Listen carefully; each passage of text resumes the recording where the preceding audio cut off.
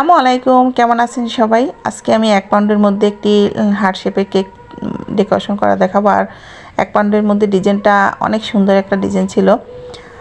আশা করি সবাই ভালো লাগবে। আর ভিডিওটা শেষ পর্যন্ত দেখবেন, আমার সাথে থাকবেন। আর খুঁটিনাটি অনেক টিপস যেটা আমি কেকের মধ্যে শেয়ার করি সেটা তো থাকি আমার ভিডিওর মধ্যে। যারা জানে সবাই পুরো তো বুঝতে পারে আসলে। আর সবসময় দেখা যায় সব কিছু বলে দেওয়া যায় না, দেখেও কিছু কিন্তু বুঝতে হয়। তো এই জন্য কিন্তু ভিডিওটা স্কিপ না করে একদম সম্পূর্ণ ভিডিওটা দেখুন। আর আজকের কেকটা কিন্তু অনেকটা সফট ছিল। আর কেক সফট থাকলে কিন্তু দেখা যায় কি একটু মোল্ড আউট করতেও সমস্যা হয়ে যায়, একটু ভেঙে যায় পাশ থেকে। তো এই যে আর কেকটা কিন্তু অনেকটা হাইটে অনেক ছিল আর কি। দেখতেই পেয়েছেন আমি প্রথমেই কিন্তু উপর থেকে একদম সমান করে কেটে নিয়েছি। আর তারপরেও একদম মোল্ড একদম ভরা ছিল কেকটা। আর 2টা স্লাইস করার পরে কেকের লেয়ারগুলো কতটা মোটা হয়েছে দেখতেই পেয়েছেন।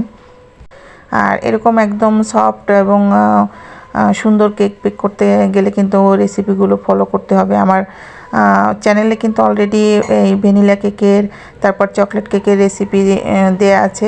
অবশ্যই ভিডিওগুলো চেক করে নেবেন, আবার দেখে নেবেন, তাহলে কিন্তু বুঝতে পারবেন।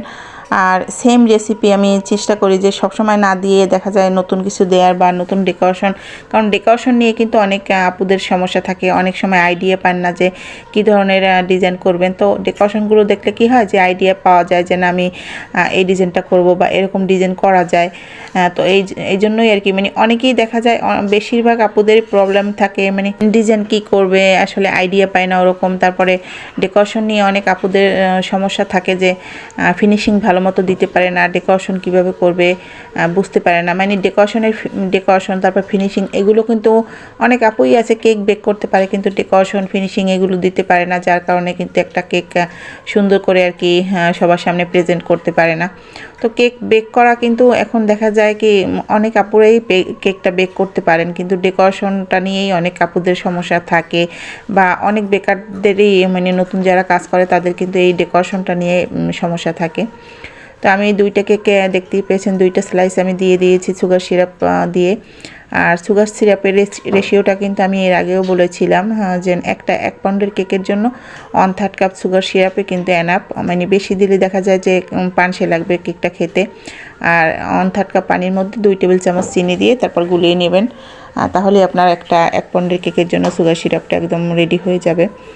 তো যেহেতু আমি কেকটা অনেকটা সফট, আমি একটু ভালো মতো ক্রাম পুটিংটা করে নিচ্ছি। ক্রাম কোটটা করে না নিলে দেখা যায় যে কেকের গুঁড়িটা উঠে আসে উপর থেকে। এই কারণে কিন্তু আমি সবসময় চেষ্টা করি যে ক্রাম কোটটা খুব সুন্দর করে করার, যাতে পরবর্তীতে আমার ফিনিশিং দিতে কোনো সমস্যা না হয় বা ফিনিশিংটা আমার সুন্দর হয়।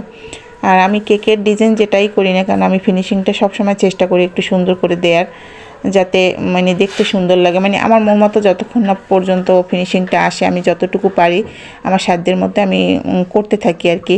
দেখা যায় অনেকেই কাজ করে ফিনিশিংটা কোনো মতের সাথে দিয়ে একটা ডিজাইন করে দেয়, কিন্তু আমি যতক্ষণ না ফিনিশিংটা আমার মন মতো হচ্ছে আমি করতে থাকি আর কি ফিনিশিংয়ের কাজটা। কেকের মানে লুকটা কিন্তু ফিনিশিংয়ের উপর অনেকটা ডিপেন্ডেন্ট, কারণ যদি কেকের ফিনিশিংটা সুন্দর হয় আপনার কেকটা দেখতেও অনেক সুন্দর লাগে।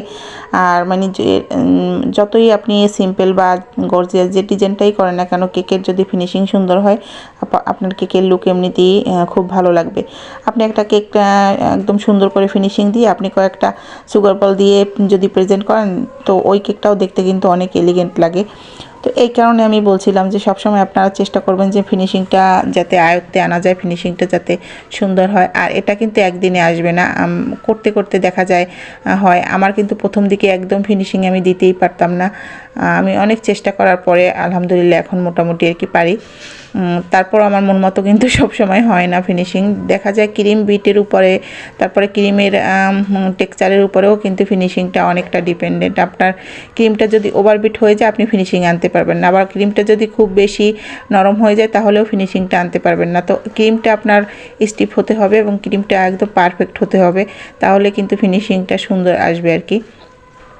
তো দেখা যায় এখন আমার ক্রিমটা আলহামদুলিল্লাহ অনেক সুন্দর হয়, পারফেক্ট হয়। মাঝখানে কিন্তু আমি ট্রপিক্যাল ক্রিম ব্যবহার করার পরে একদম অনেকটা নাকানি চুবানি খেয়েছি, এরকম কেক ডেকোরেশন করতে গিয়ে একদম ফিনিশিং দিতে পারিনি বা ব্যাড রিভিউ পেয়েছি।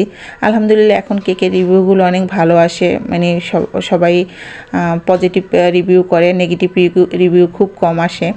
তো যখন আমি ট্রপিক্যাল ক্রিমটা যখন প্রায় মানে একটু নষ্ট মানে ওই যে স্টিপ হতো না, ট্রপিক্যাল ক্রিমটা কিন্তু মাঝখানে একদম খারাপ হয়ে গিয়েছিল। তো মাঝখানে আমার রিভিউগুলো অনেকটা খারাপ ছিল এরকম। এরপর আমি ভিভো রেড দিয়ে কাজ করেছি, তারপরে ভিভো হোয়াইট দিয়ে কাজ করেছি। তো ভিভো হোয়াইটটা মানে এতটা খারাপ আমার কাছে, মানে ভিভো হোয়াইটটা মনে হয় যেন আমার কাছে স্টিপই হয় না, আমি কাজ করে একদম শান্তি পাই না ওটা দিয়ে। তো ভিভো রেড দিয়ে কাজ করেছি, তারপরে এবার ওয়েব দিয়েও কাজ করেছি। কিন্তু এটা দিয়ে দেখা যায় কি আমাদের এই অঞ্চলে কেকের পাউন্ড দেখা যায় 400 থেকে 420, এর বেশি কেউ দিতে চায় না।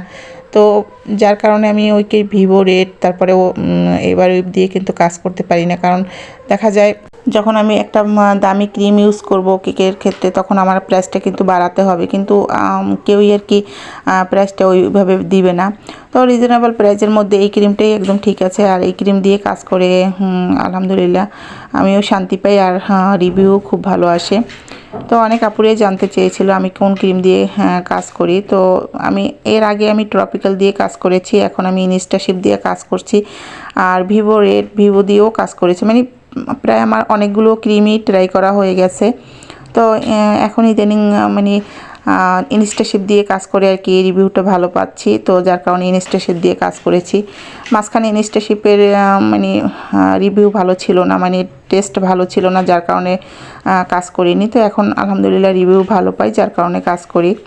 কথা বলতে বলতে কিন্তু আমি ছোটো একটা স্টার নজল দিয়ে আমি পাশের বর্ডারটা এবং নিচের বর্ডারটা করে দিয়েছি, আর উপরের দিকে আমি ডাবল বর্ডার দিয়েছি। একটাতে ডাবল বর্ডারই ছিল আমি যে ডিজাইনটা করব সেটাতে। আর এখানে আমি ছোট সাইজের একটা মানে রোজ নীল নিয়েছি, যেটার উপরে আমি রোজ করছি আর কি, ছোট ছোট রোজ করে দিব। আর এটা ছিল 124 নম্বর নজেল, যেটা দিয়ে আমি রোজটা করছি আর কি। তো এই 124 নম্বর নজেলটা আমার কাছে ছিল না, তো আমি মানে রিসেন্টলি এই নজেলটা কালেক্ট করেছি। তো আপনাদের কাছে কেমন লেগেছে আজকের গোলাপগুলো অবশ্যই আমাকে জানাবেন। মানে আমি যেহেতু গোলাপ তৈরিতে খুব একটা ভালো পারদর্শী না, তো ইদানিং আর কি গোলাপ করতে ভালোই লাগে, যেহেতু নতুন নতুন শিখছি, তো আমার কাছে খুব বেশি একটা খারাপ লাগে না। গোলাপের কোনো কাজ আসলে আমার কাছে খুব ভালো লাগে। তো সবাই জানাবেন কেমন হয়েছে, অবশ্যই ভালো লাগলে আমার ভিডিওটা দেখবেন এবং লাইক শেয়ার কমেন্ট করবেন আর পাশে থাকবেন। আর দেখা যায় কি যে একটা ভিডিও এত কষ্ট করে আপনাদের জন্য করি, যদি আপনার একটা লাইক শেয়ার না পাই তাহলে কিন্তু দিন শেষে আমাদের কষ্টটা থেকে যায়, যে একটা লাইক শেয়ার নেই, ভিডিও করার মন মানসিকতা আর কি চলে যায়। তো এই তো, আর অনেকের কাছে আমার কথা ভালো লাগে না, যাদের কাছে ভালো না লাগে প্লিজ আমার মানে ভয়েসটা স্কিপ করবেন, কিন্তু আমি কাজগুলো আপনাদের দেখানোর চেষ্টা করি সব সময়, একদম A to Z প্রথম থেকে শেষ পর্যন্ত যে আমি কিভাবে করেছি। তো আর এই যে দেখুন আমি গোলাপটা বসানোর সময় কিন্তু একদম উল্টে গেছিলো, আর ক্রিমটা স্টিফ হওয়ার কারণে কিন্তু এই গোলাপটা একদম পড়ে যায়নি।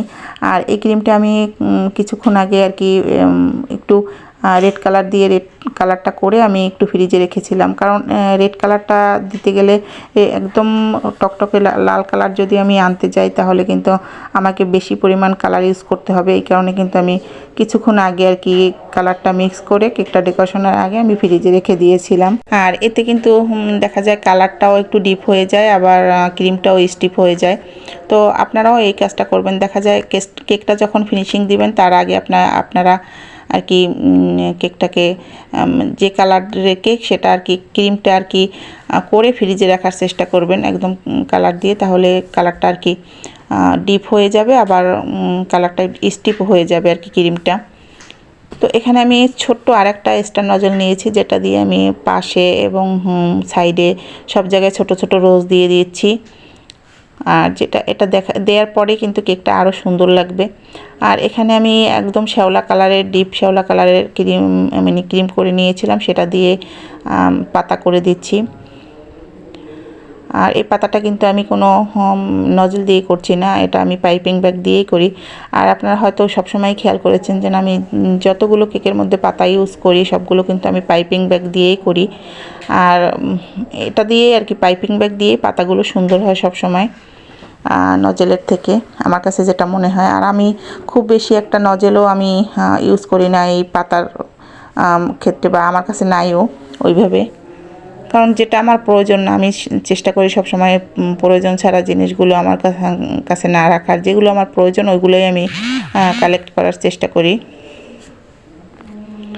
তো এই তো কেকটা কিন্তু প্রায় ডেকোরেশন করা শেষ। এখন আমি শুধু নামটা লিখে নেব, তারপরে কিছু সুগার বল দিয়ে দেব, তাহলেই কিন্তু একদম ডেকোরেশনটা কমপ্লিট হয়ে যাবে।